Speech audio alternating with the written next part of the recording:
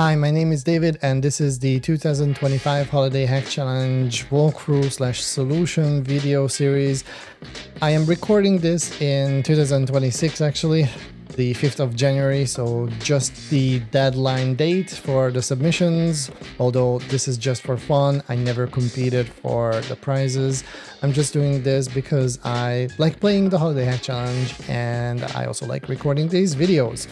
So those of you who played previously, the orientation is probably not the most exciting objective, but I wanted to make sure that, just like with the previous video series, I show you some of the game mechanics and talk about the WebSocket communication. So let's jump right into it.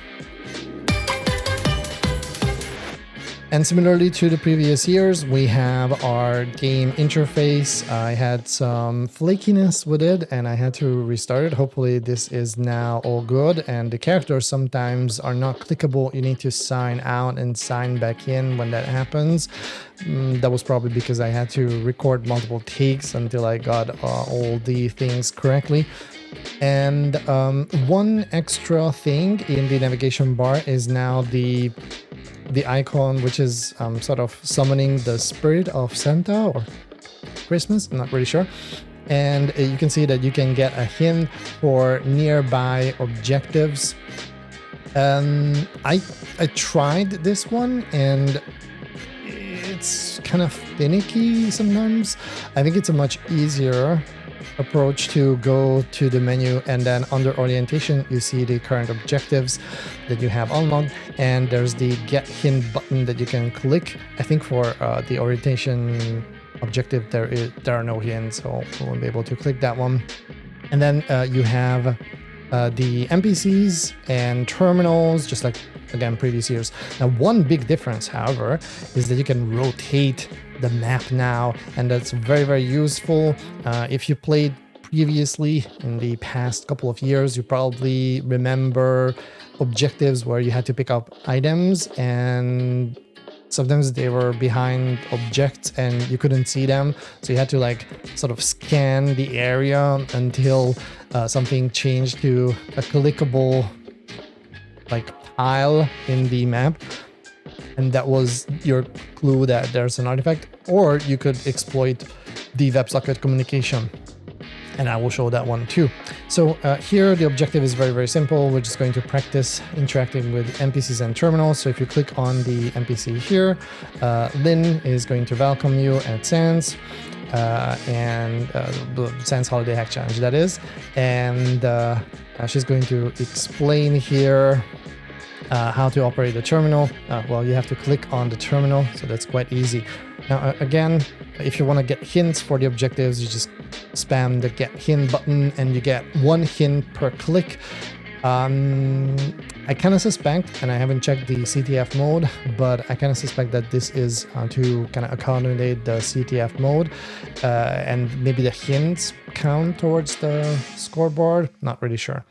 But you also have the usual stuff here in the menu. So you have your achievements, settings to turn on and off the ambient music, or if you like the music. Some of them are pretty funny, so I recommend at least listening in. Your hints will be listed here, the items that you collected, and you can revisit past conversations. That is probably the one of the most important things, because sometimes in the conversations you will have hints. We don't have anything under story yet, and our map is going to be where we can navigate between the various buildings and locations inside the neighborhood. So contrary to, for example, the Geese Island episode, which was 2 years ago, we do not have to travel across multiple maps, or I think even last year we had like per act a different map. All acts are located here. I was a bit disappointed about this one, to be honest, because I really enjoyed the story side and traveling to different places. My favorite year is hands down the Geese Island episode, where you had the fishing mini game. That was awesome. I really liked it. You can still play that one, by the way, if you want to check it out. And yeah, that's it. So the big development is the rotation, and I do understand that this brings in a lot of extra complexity. You need to redraw the game every time someone rotates the view, and there's some really clever mechanics here to accommodate that. But all in all, I understand why there is just one area here. So let's click on the terminal, and it's kind of interesting that this terminal type is not going to really show up in other challenges. So most of the terminals will really just give you a prompt. These kind of terminals were used in the past to evaluate the outputs, but usually you don't have like now this like split terminal view like before, where you get like hints here or a shell. I wonder if you can actually ls here. Yeah. So here is just a demonstration on how to interact with the terminal. You can close the terminal, of course, can reopen it. This will erase all your previous progress in case of a terminal. So luckily they fixed this clicking outside of terminal makes the terminal disappear behavior. That one was not good.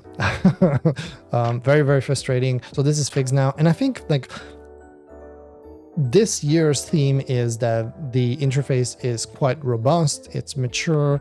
The only time I had issues was that like when you leave the game there for a while and you go back later, then things are becoming unclickable, but that only happened like 2-3 times.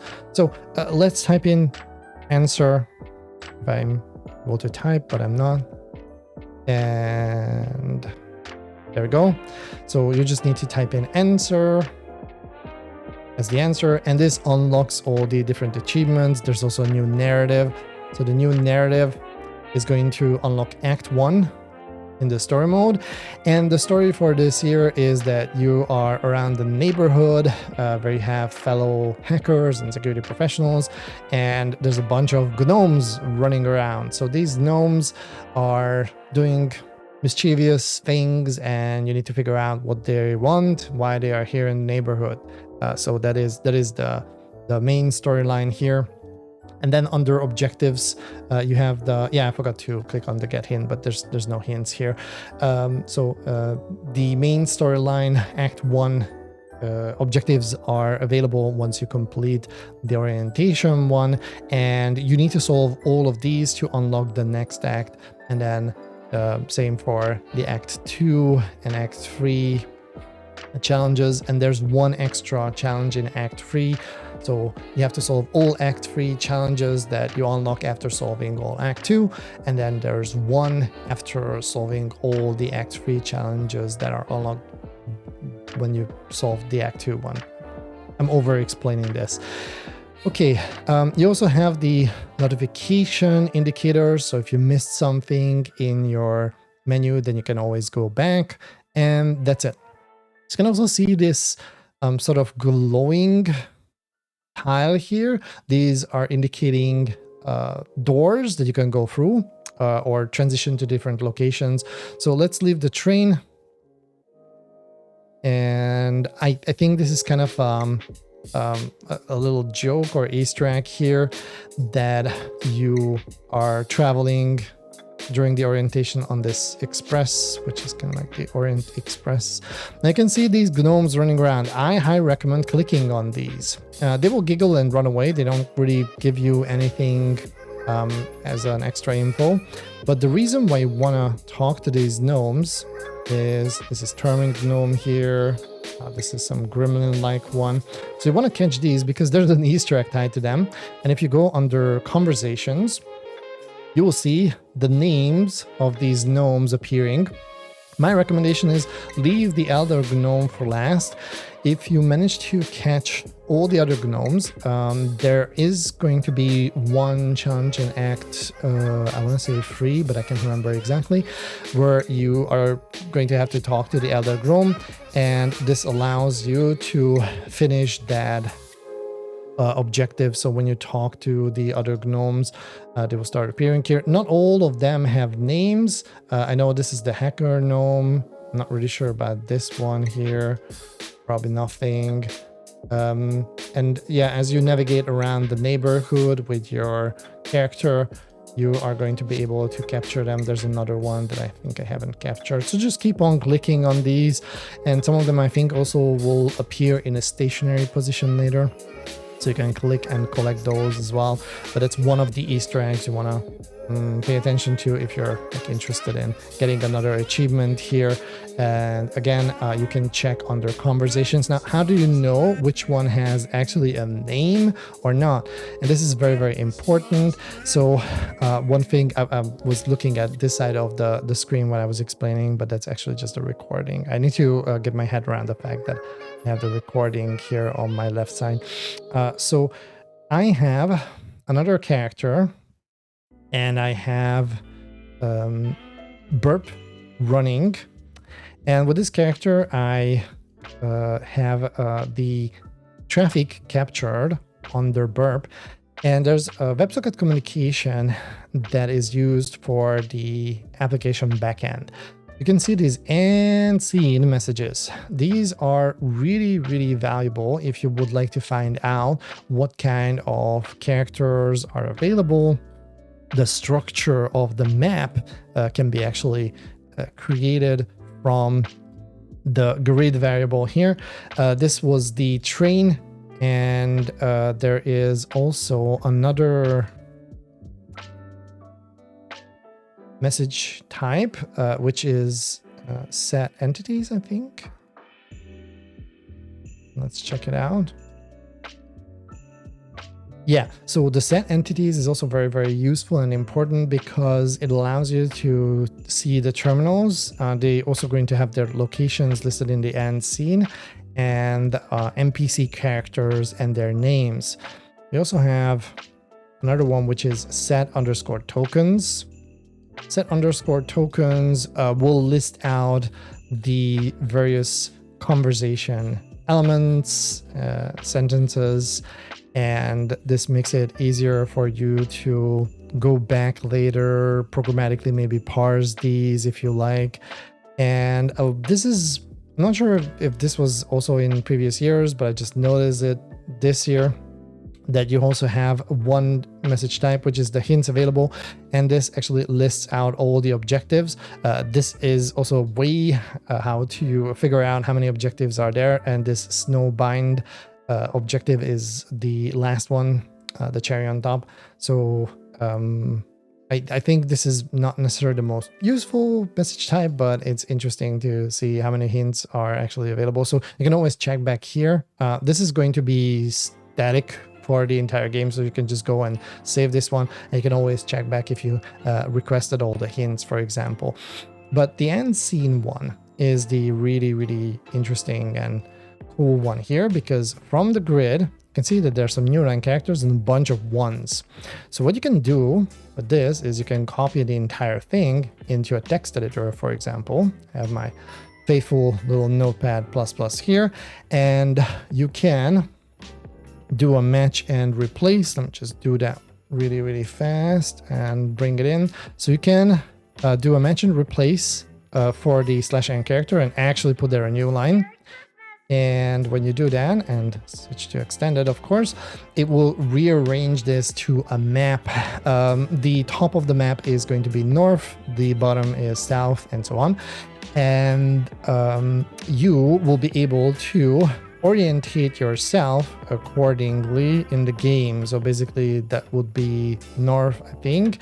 And with the rotation, there's also now an indication on your orientation for the view. Now that's actually not north. So that's north. So that now the map is oriented in the same way as the grid here. And if you want to check this map, you need to adjust this one, I think. Let me check. No, this is actually also like facing north. So this is the hotel and networks, and then this is the, I believe, the data center. Yeah. And you can see also some entrances here. So you can see that this area is surrounded by a fence, but there's a gap here. Later we have to go into the data center, so that's a useful way to kind of figure out how to approach NPCs, objects, if you would like to reconstruct this. There's a sort of labyrinth in one of the later challenges where you don't really need this, but it's helpful to get your head around how the labyrinth is actually structured. I'll show that when we get to there. And that's it. So we already solved the objectives here for the orientation, and we don't have anything else. So again, this was just a quick tour of the interface for those who play the game the first time. And the next video, we're going to start the Act 1 challenges. So see you there.